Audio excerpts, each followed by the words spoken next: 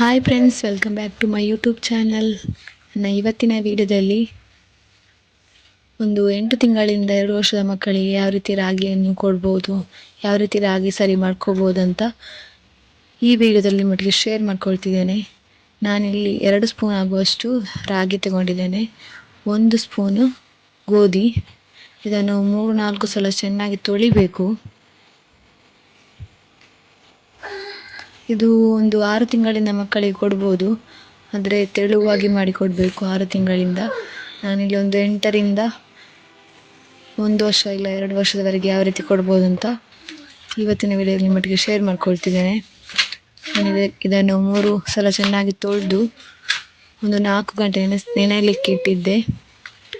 ಹೀಗೆ ಇದನ್ನು ಒಂದು ಮಿಕ್ಸಿ ಜಾರಿಗೆ ಹಾಕೊಳ್ಳುವ. ನಾನಿಲ್ಲಿ ಒಂದು ಮಿಕ್ಸಿ ಜಾರಿಗೆ ಹಾಕೊಂಡಿದ್ದೇನೆ. ನಂತರ ಇಲ್ಲಿ 2 ಬಾದಾಮನ್ನು ನಾನು ರಾತ್ರಿ ನೆನೆಯಲಿಕ್ಕೆ ಹಾಕಿದ್ದೆ. ಈಗ ಅದನ್ನು ಸಿಪ್ಪೆ ತೆಗೆದು ಅದೇ ಮಿಕ್ಸಿ ಜಾರಿಗೆ ಹಾಕೊಂಡಿದ್ದೇನೆ. ಸ್ವಲ್ಪ ನೀರು ಹಾಕ್ಕೊಂಡು ಇದನ್ನು ಗ್ರೈಂಡ್ ಮಾಡ್ಕೊಳ್ಳುವ. ನೋಡಿ ಫ್ರೆಂಡ್ಸ್, ಈಗ ಗ್ರೈಂಡ್ ಮಾಡ್ಕೊಂಡಾಯ್ತು. ಹೀಗೆ ಇದನ್ನು ಸೋಸಬೇಕು. ಈಗ ಈ ರೀತಿ ಇದನ್ನು ಸೋಸ್ಕೊಳ್ಬೇಕು.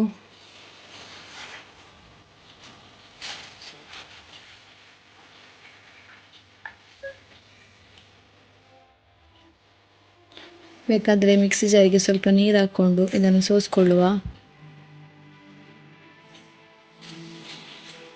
ಈ ರೀತಿ ಇದನ್ನು ಚೆನ್ನಾಗಿ ಸೋಸ್ಕೊಳ್ಬೇಕು. ಅದರ ಸಿಪ್ಪೆ ನಮಗೆ ಸಿಗಬಾರ್ದು.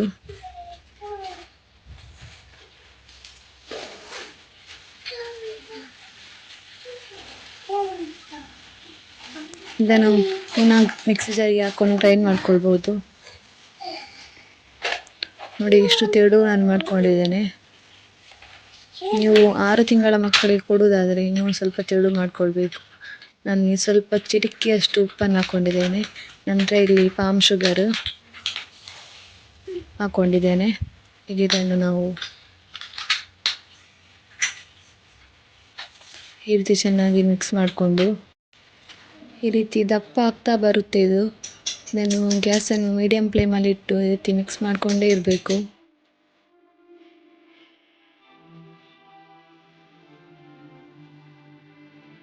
ನೋಡಿ, ಈಗ ದಪ್ಪ ಆಗ್ತಾ ಬರ್ತಾ ಉಂಟು.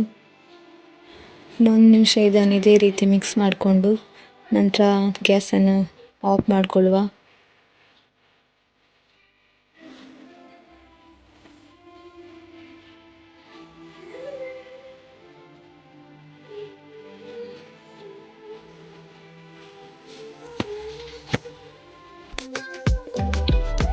ಇಷ್ಟು ಬಂದರೆ ಸಾಕು, ಇಷ್ಟು ದಪ್ಪ ಆದರೆ ಸಾಕು.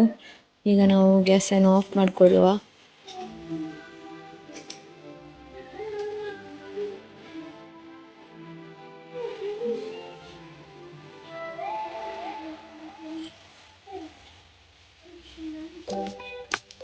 ಇದು 8ರಿಂದ 2 ವರ್ಷದ ಮಕ್ಕಳಿಗೆ ಕೊಡ್ಬೋದು. ತುಂಬಾ ಒಳ್ಳೆಯದು.